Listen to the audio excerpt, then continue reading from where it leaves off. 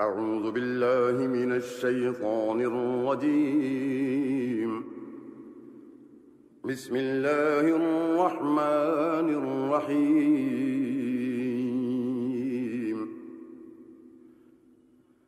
إليه يرد علم الساعة وما تخرج من ثمرات من أكمامها وما تحمل من أنثى ولا تضع إلا بعلمه، ويوم يناديهم أين شركائي قالوا آذناك ما منا من شهيد، وضل عنهم ما كانوا يدعون من قبل وظنوا ما لهم من محيص. لا يسأم الإنسان من دعاء الخير وإن مسه الشر فيئوس قنوط. ولئن أذقناه رحمة منا من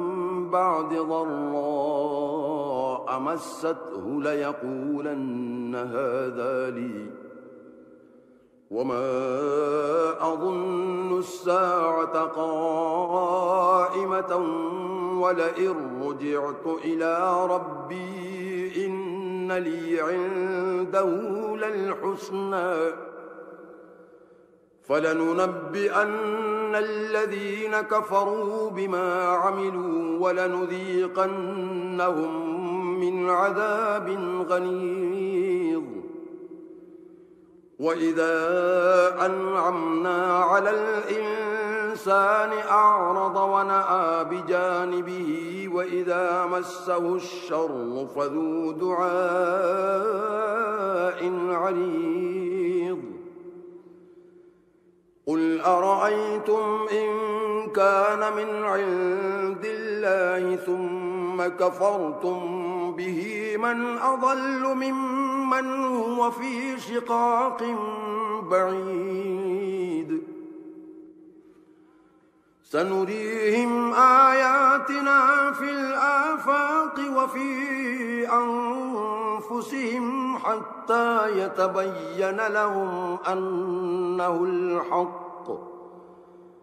أولم يكف بربك أنه على كل شيء شهيد. ألا إنهم في مرية من لقاء ربهم ألا إنه بكل شيء محيط. بسم الله الرحمن الرحيم. حميم عين سين قاف. كذلك يوحي إليك وإلى الذين من قبلك الله العزيز الحكيم. له ما في السماوات وما في الأرض وهو العلي العظيم. تكاد السماوات يتفطرن من فوقهن والملائكة يسبحون بحمد ربهم ويستغفرون لمن في الأرض ألا إن الله هو الغفور الرحيم. والذين اتخذوا من دونه أولياء الله حفيظ عليهم وما أنت عليهم بوكيل. وكذلك أوحينا إليك قرآنا عربيا لتنذر أم القرى ومن حولها وتنذر يوم الجمع لا ريب فيه فريق في الجنة وفريق في السعير ولو شاء الله لجعلهم أمة واحدة ولكن يدخل من يشاء في رحمته والظالمون ما لهم من ولي ولا نصير أم اتخذوا من دونه أولياء فالله هو الولي وهو يحيي الموتى وهو على كل شيء قدير وما اختلفتم فيه من شيء فحكمه إلى الله ذلكم الله ربي عليه توكلت وإليه أنيب فاطر السماوات والأرض جعل لكم من أنفسكم أزواجا ومن الأنعام أزواجا يذرأكم فيه ليس كمثله شيء وهو السميع البصير له مقاليد السماوات والأرض يبسط الرزق لمن يشاء ويقدر إنه بكل شيء عليم شرع لكم من الدين ما وصى به نوحا والذي أوحينا إليك وما وصينا به إبراهيم وموسى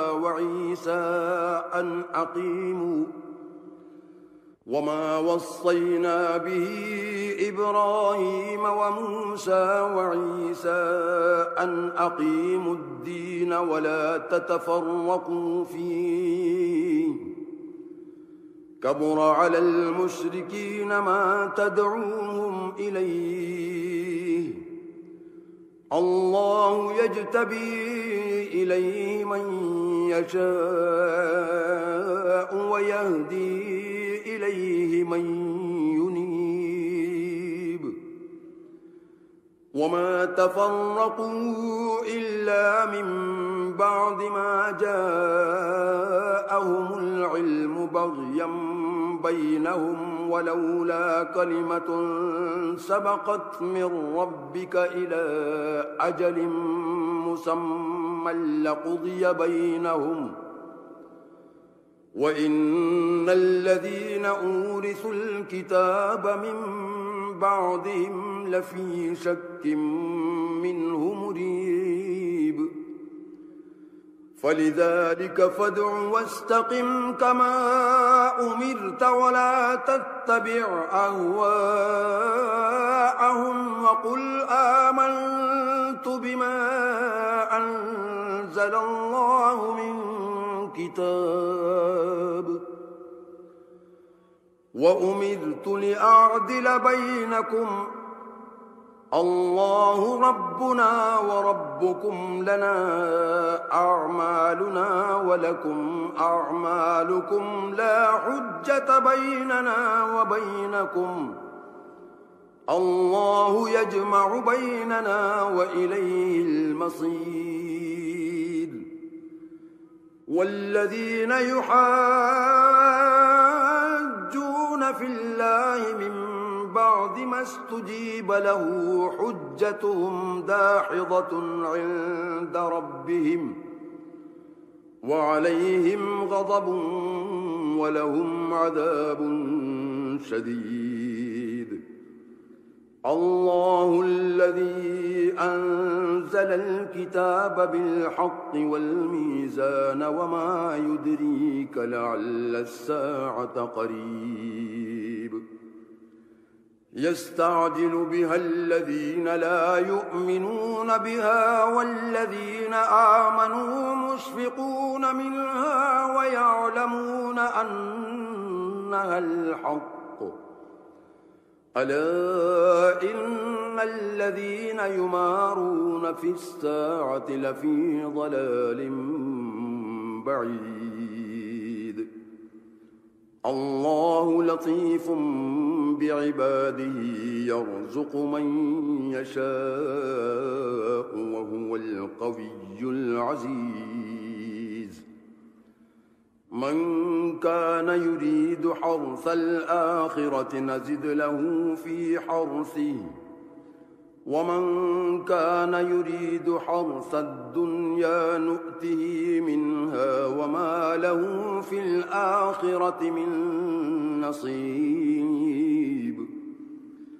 أم لهم شركاء شرعوا لهم من الدين ما لم يأذن به الله ولولا كلمة الفصل لقضي بينهم وإن الظالمين لهم عذاب أليم ترى الظالمين مشفقين مما كسبوا وهو واقع بهم والذين آمنوا وعملوا الصالحات في روضات الجنات لهم ما يشاءون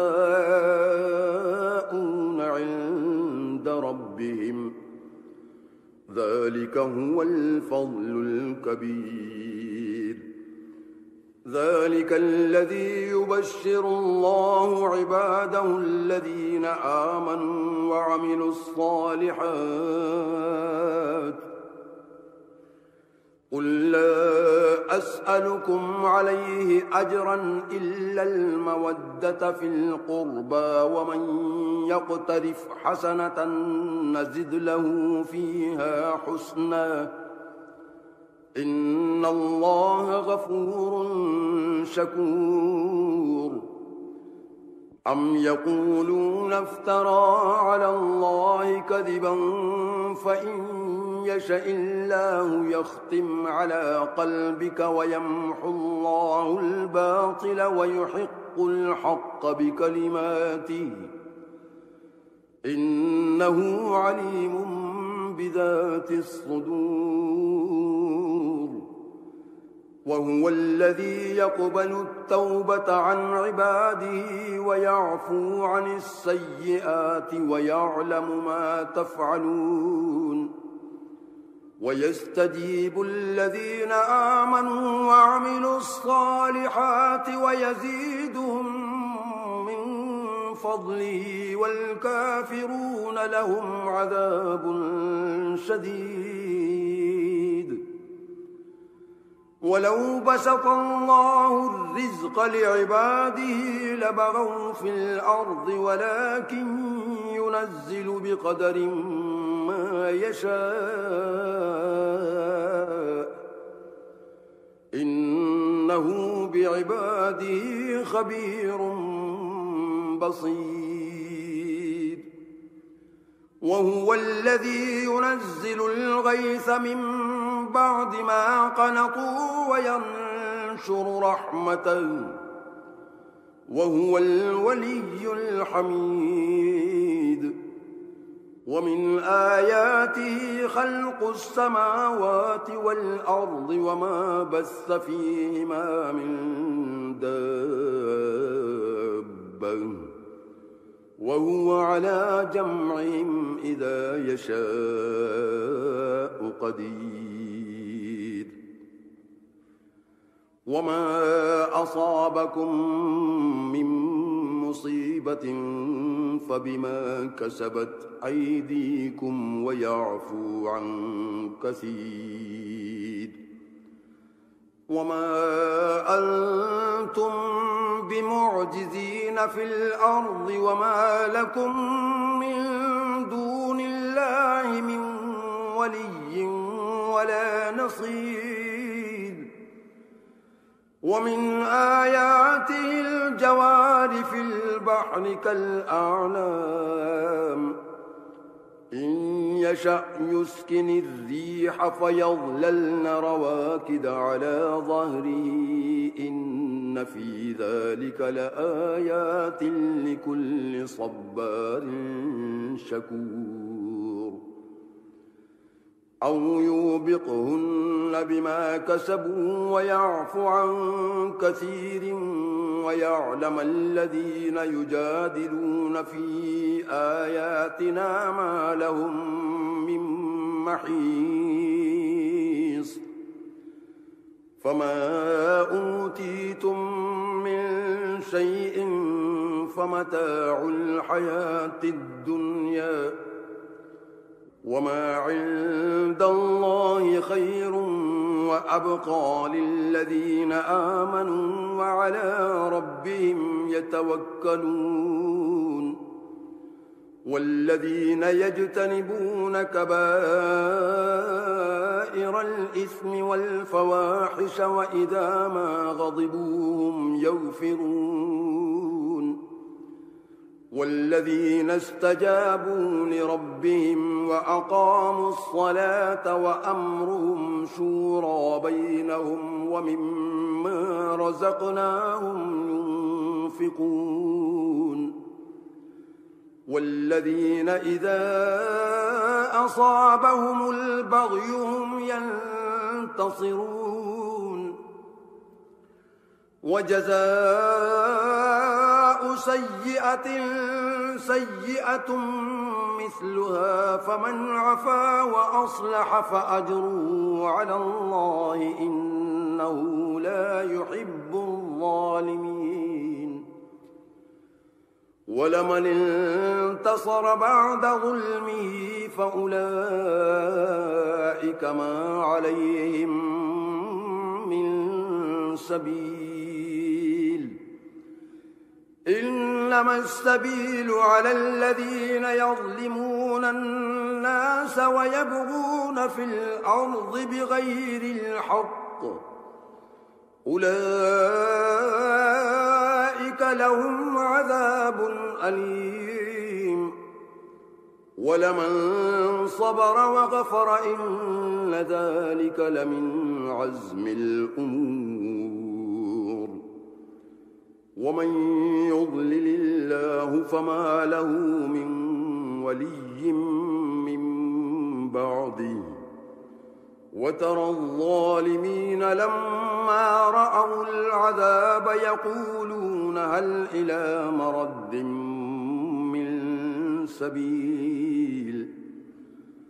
وتراهم يعرضون عليها خاشعين من الذل ينظرون من طرف خفي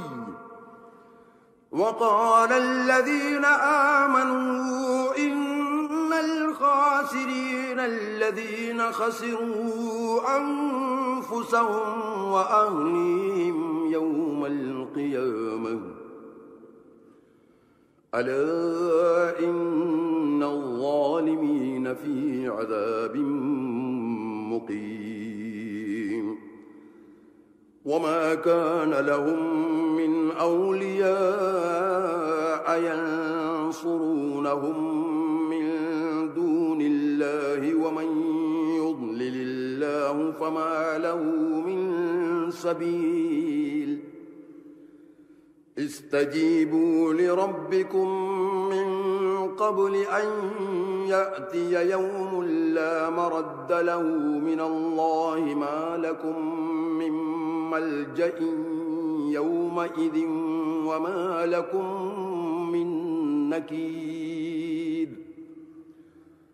فإن أعرضوا فما أرسلناك عليهم حفيظا إن عليك إلا البلاغ وإنا إذا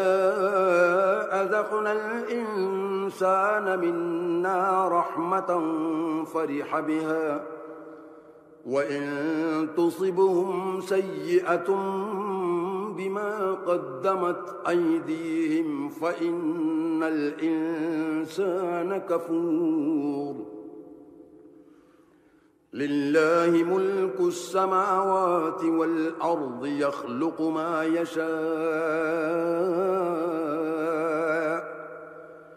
يهب لمن يشاء إناثا ويهب لمن يشاء الذكور أو يزوجهم ذكرانا وإناثا ويجعل من يشاء عقيما إنه عليم قدير وما كان لبشر أن يكلمه الله إلا وحيا أو من وراء حجاب أو يرسل رسولا فيوحي بإذنه ما يشاء إنه علي حكيم وكذلك أوحينا إليك روحا من أمرنا ما كنت تدري ما الكتاب ولا الإيمان ولكن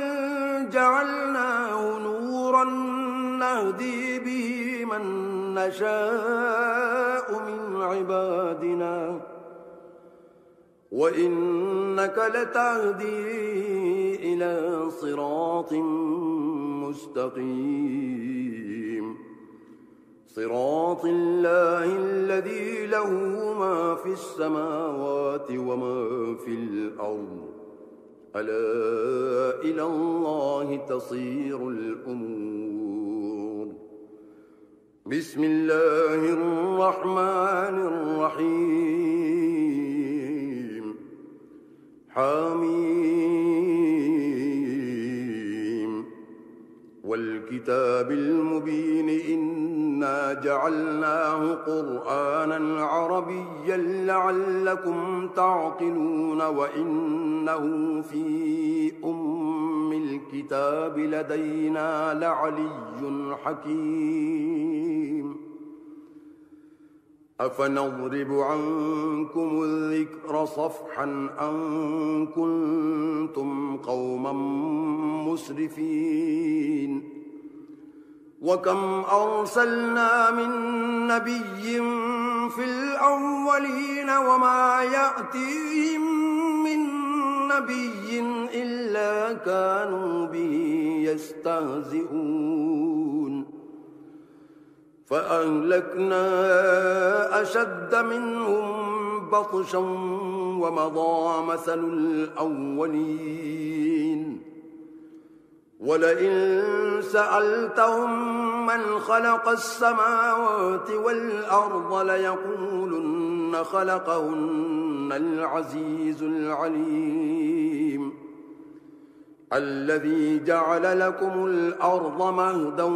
وجعل لكم فيها سبلا لعلكم تهتدون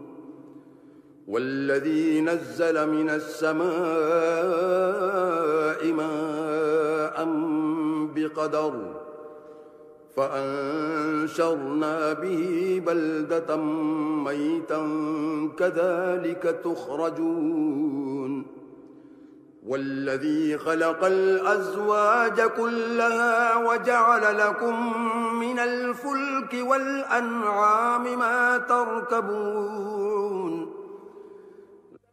لتستووا على ظهوره ثم تذكروا نعمة ربكم إذا استويتم عليه وتقولوا سبحان الذي سخر لنا هذا وما كنا له مقرنين وإنا إلى ربنا لمنقلبون وجعلوا له من عباده جزءا إن الإنسان لكفور مبين أم اتخذ مما يخلق بنات وأصفاكم بالبنين وإذا بشر أحدهم بما ضرب للرحمن مثلا ظل وجهه مسودا وهو كظيم أومن ينشأ في الحلية وهو في الخصام غير مبين وجعلوا الملائكة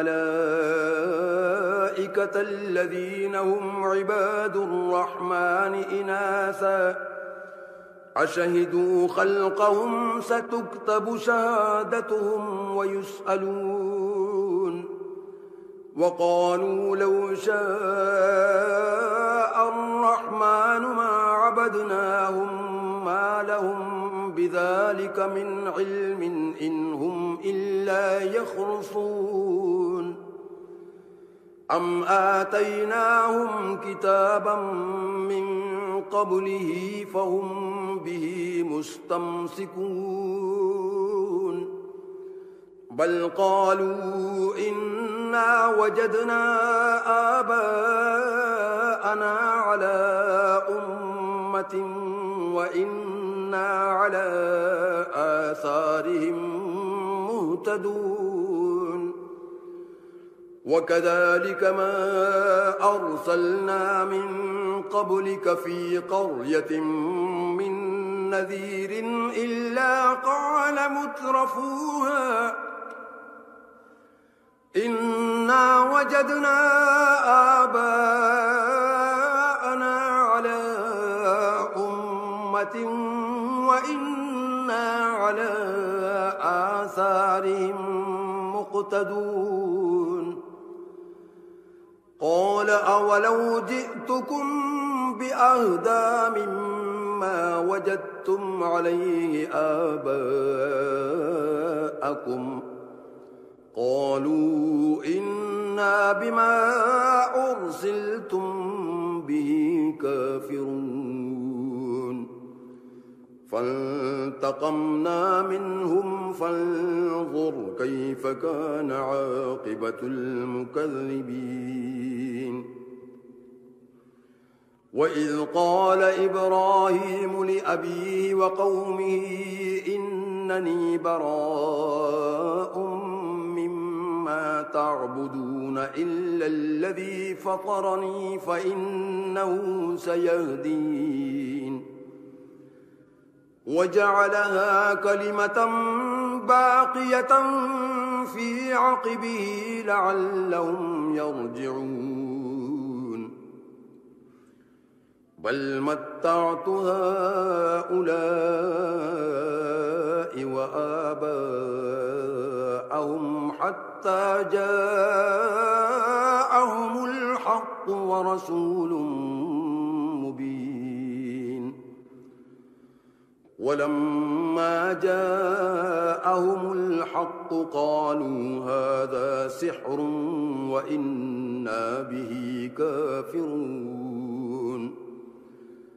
وقالوا لولا نزل هذا القرآن على رجل من القريتين عظيم أهم يقسمون رحمة ربك نحن قسمنا بينهم معيشتهم في الحياة الدنيا ورفعنا بعضهم فوق بعض درجات ليتخذ بعضهم بعضا سخريا ورحمة ربك خير مما يجمعون ولولا أن يكون الناس أمة واحدة لجعلنا لمن يكفر بالرحمن لبيوتهم سقفا من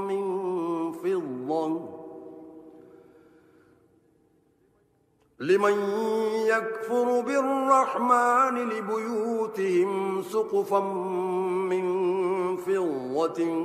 ومعارج عليها يظهرون ولبيوتهم أبوابا وسررا عليها يتكئون وزخرفا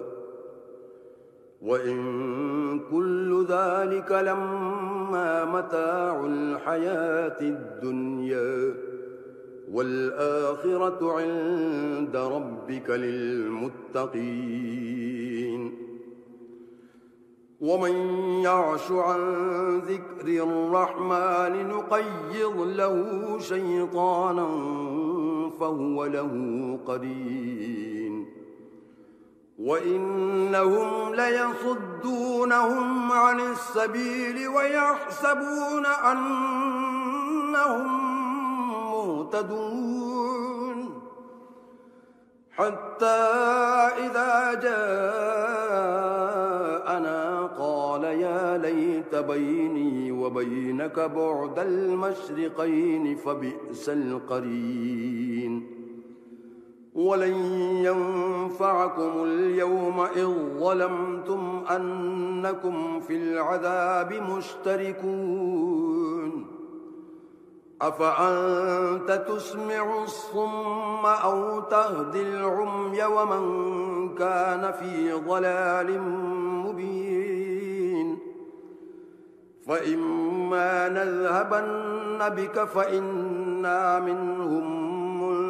منتقمون أو نرينك الذي وعدناهم فإنا عليهم مقتدرون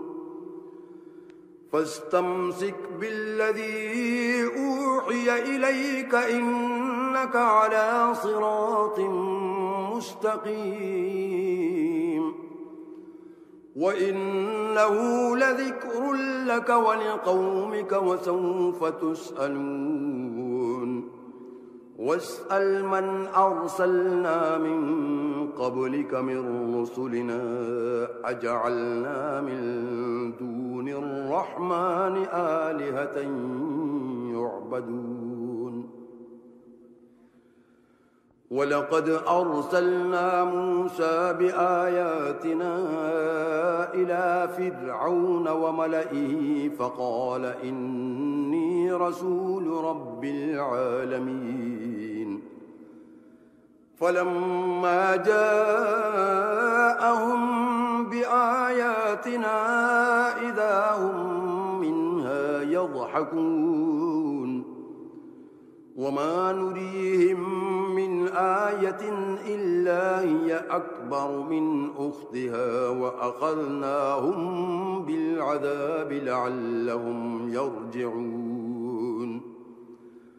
وقالوا يا أيها الساحر ادع لنا ربك بما عهد عندك إننا لمهتدون فلما كشفنا عنهم العذاب إذا هم ينكثون ونادى فرعون في قومه قال يا قوم أليس لي ملك مصر وهذه الأنهار تجري من تحتي أفلا تبصرون أم أنا خير من هذا الذي هو مهين ولا يكاد يبين فلولا ألقي عليه أسورة من ذهب أو جاء معه الملائكة مقترنين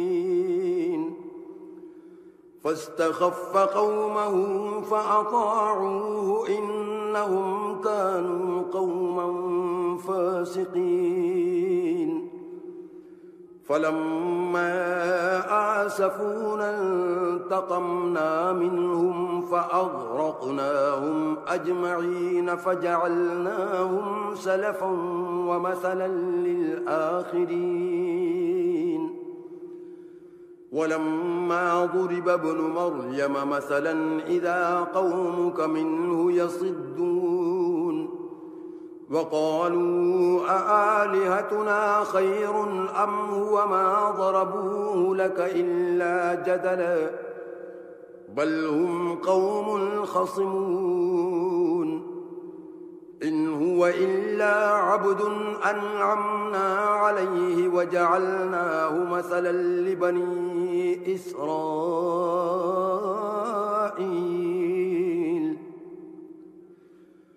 ولو نشاء لجعلنا منكم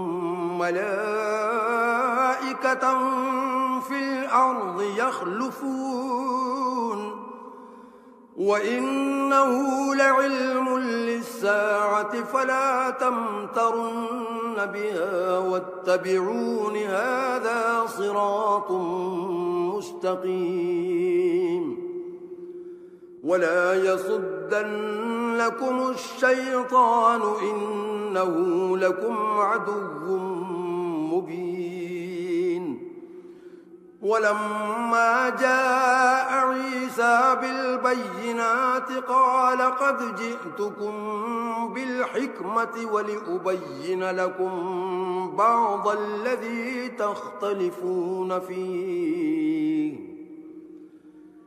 فاتقوا الله وأطيعون إن الله هو ربي وربكم فاعبدوه هذا صراط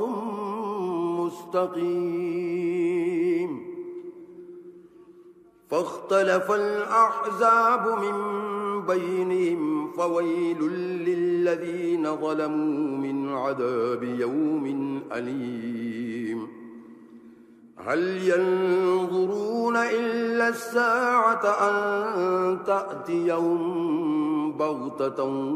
وهم لا يشعرون الأخلاء يومئذ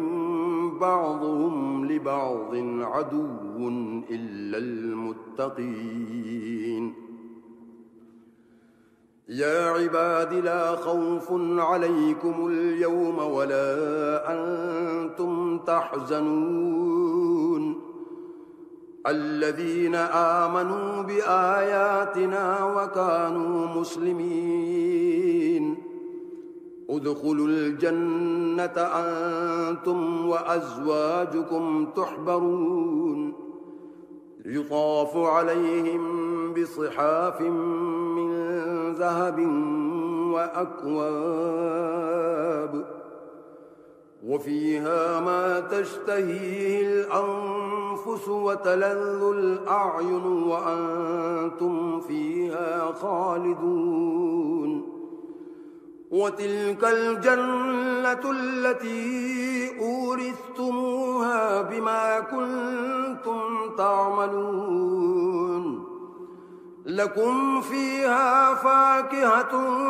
كثيرة منها تأكلون إن المجرمين في عذاب جهنم خالدون لا يفتر عنهم وهم فيه مبلسون وما ظلمناهم ولكن كانوا هم الظالمين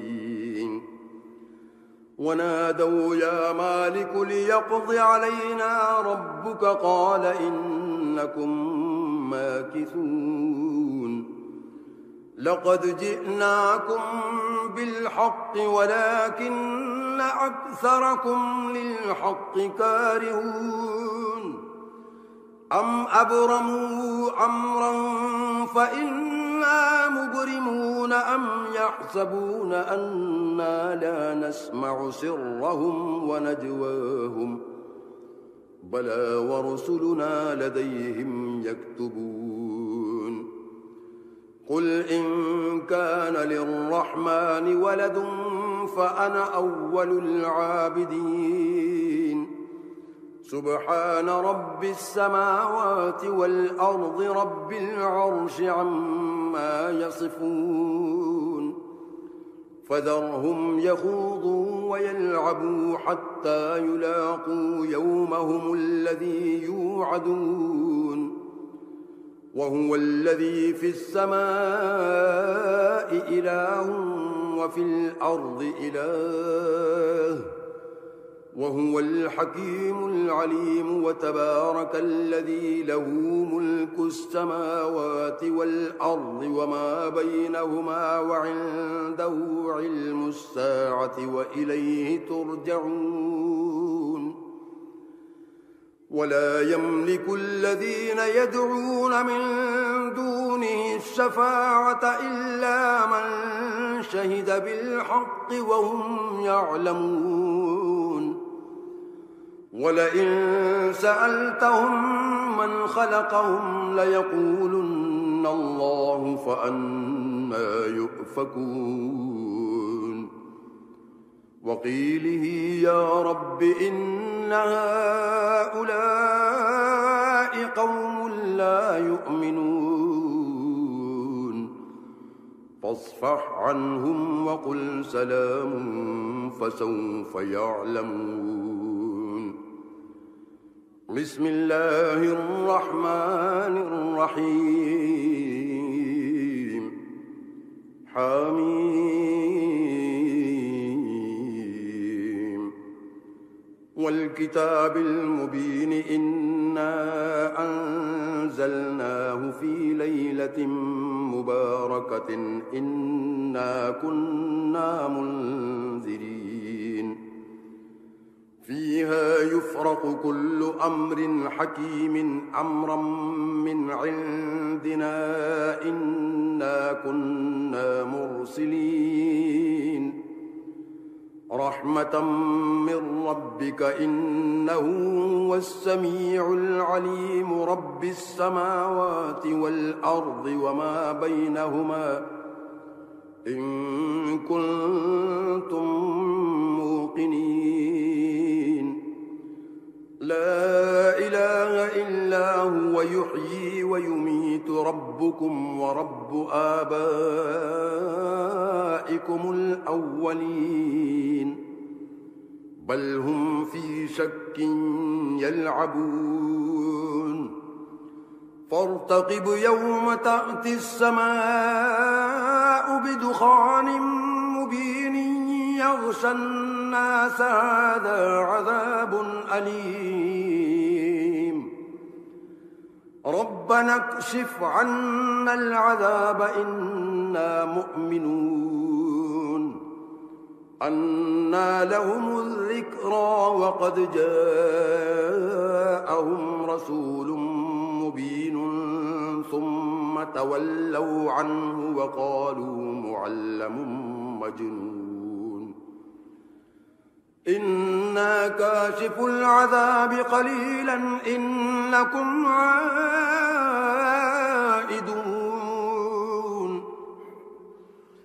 يوم نبطش البطشة الكبرى إنا منتقمون ولقد فتنا قبلهم قوم فرعون وجاءهم رسول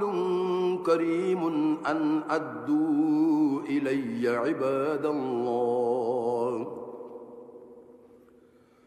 إني لكم رسول أمين وأن لا تعلوا على الله إني آتيكم بسلطان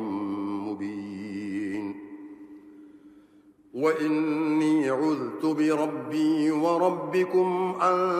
ترجمون وإن لم تؤمنوا لي فاعتزلون فدعا ربه أن هؤلاء قوم مجرمون فأسر بعبادي ليلا إنكم متبعون واترك البحر رهوا إنهم جند مغرقون كم تركوا من جنات وعيون وزروع ومقام كريم ونعمة كانوا فيها فاكهين كذلك وأورثناها قوما آخرين فما بكت عليهم السماء والأرض وما كانوا منظرين ولقد نجينا بني إسرائيل من العذاب المهين من فرعون إنه كان عاليا من المسرفين ولقد اخترناهم على علم على العالمين وآتيناهم من الآيات ما فيه بلاء مبين إن هؤلاء ليقولون إن هي إلا موتتنا الأولى وما نحن بمنشرين فأتوا بآبائنا إن كنتم صادقين أهم خير أم قوم تبع والذين من قبلهم أهلكناهم إنهم كانوا مجرمين وما خلقنا السماوات والأرض وما بينهما لاعبين ما خلقناهما إلا بالحق ولكن أكثرهم لا يعلمون إن يوم الفصل ميقاتهم أجمعين يوم لا يغني مولا عن مولا شيئا ولا هم ينصرون إلا من رحم الله إنه هو العزيز الرحيم إن شجرة الزقوم طعام الأثيم كالمهل يغلي في البطون كغلي الحميم خذوه فاعتلوه إلى سواء الجحيم ثم صبوا فوق رأسه من عذاب الحميم ذق إنك أنت العزيز الكريم إن هذا ما كنتم به تمترون إن المتقين في مقام أمين في جنات وعيون يلبسون من سندس وإستبرق متقابلين كذلك وزوجناهم بحور عين يدعون فيها بكل فاكهة آمنين لا يذوقون فيها الموت إلا الموتة الأولى ووقاهم عذاب الجحيم فضلا من ربك ذلك هو الفوز العظيم فإنما يسرناه بلسانك لعلهم يتذكرون فارتقب إنهم مرتقبون بسم الله الرحمن الرحيم حميم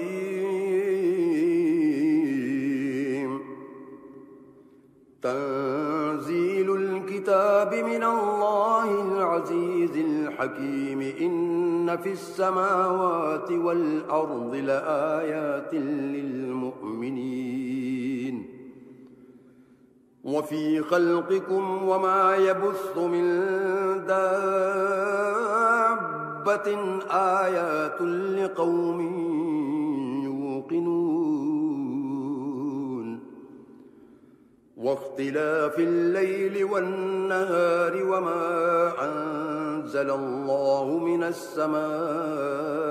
من رزق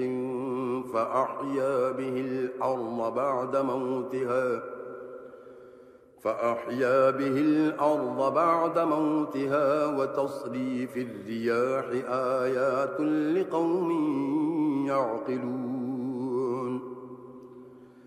تلك آيات الله نتلوها عليك بالحق فبأي حديث بعد الله وآياته يؤمنون ويل لكل أفاك أثيم يسمع آيات الله تتلى عليه ثم يصر مستكبرا كأن لم يسمعها فبشره بعذاب أليم وإذا علم من آياتنا شيئا اتخذها هزوا أولئك لهم عذاب مهين من ورائهم جهنم ولا يغني عنهم ما كسبوا شيئا ولا ما اتخذوا من دون الله أولياء ولهم عذاب عظيم هذا هدى والذين كفروا بآيات ربهم لهم عذاب من رجز أليم الله الذي سخر لكم البحر لتجري الفلك فيه بأمره ولتبتغوا من فضله ولعلكم تشكرون وسخر لكم ما في السماوات وما في الأرض جميعا منه إن في ذلك لآيات لقوم يتفكرون قل للذين آمنوا يغفروا للذين لا يرجون أيام الله ليجزي قوما بما كانوا يكسبون من عمل صالحا فلنفسه ومن أساء فعليها ثم إلى ربكم ترجعون ولقد آتينا بني إسرائيل الكتاب والحكم والنبوة ورزقناهم من الطيبات وفضلناهم على العالمين وآتيناهم بينات من الأمر فما اختلفوا إلا من بعد ما جاءهم العلم بغيا بينهم إن ربك يقضي بينهم يوم القيامة فيما كانوا فيه يختلفون ثم جعلناك على شريعة من الأمر فاتبعها ولا تتبع أهواء الذين لا يعلمون إنهم لن يغنوا عنك من الله شيئا وإن الظالمين بعضهم أولياء بعض والله ولي المتقين هذا بصائر للناس وهدى ورحمة لقوم يوقنون أم حسب الذين اجترحوا السيئات أن نجعلهم كالذين آمنوا وعملوا الصالحات سواء محياهم ومماتهم ساء ما يحكمون وخلق الله السماوات والأرض بالحق ولتجزى كل نفس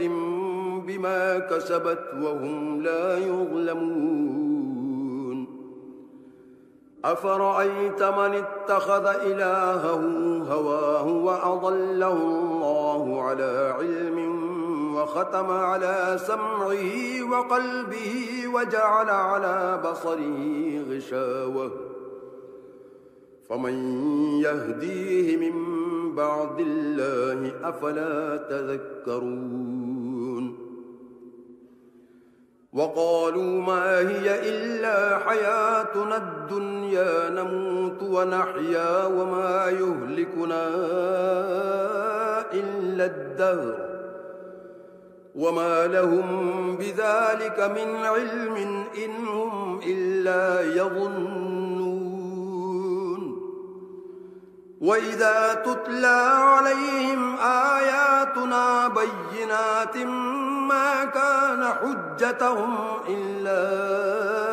أن قالوا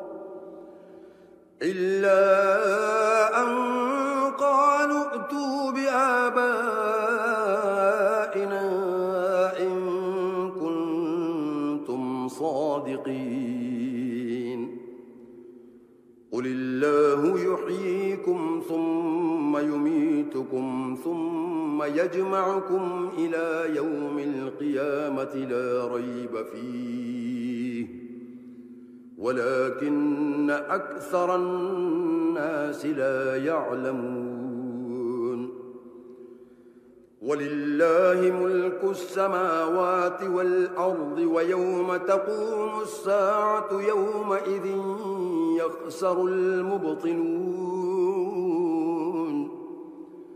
وترى كل أمة جاثية كل أمة تدعى إلى كتابها اليوم تجزون ما كنتم تعملون هذا كتابنا ينطق عليكم بالحق إنا كنا نستنسخ ما كنتم تعملون فأما الذين آمنوا وعملوا الصالحات فيدخلهم ربهم في رحمته ذلك هو الفوز المبين وأما الذين كفروا أفلم تكن آياتي تتلى عليكم فاستكبرتم وكنتم قوما مجرمين وإذا قيل إن وعد الله حق والساعة لا ريب فيها قلتم ما ندري ما الساعة إن نظن إلا ظنا وما نحن بمستيقنين وبدا لهم سيئات ما عملوا وحاق بهم ما كانوا به يستهزئون وقيل اليوم ننساكم كما نسيتم لقاء يومكم هذا ومأواكم النار وما لكم من ناصرين ذلكم بأنكم اتخذتم آيات الله هزوا وغرتكم الحياة الدنيا فاليوم لا يخرجون منها ولا هم يستعتبون فلله الحمد رب السماوات ورب الأرض رب العالمين وله الكبرياء في السماوات والأرض وهو العزيز الحكيم أعوذ بالله من الشيطان الرجيم بسم الله الرحمن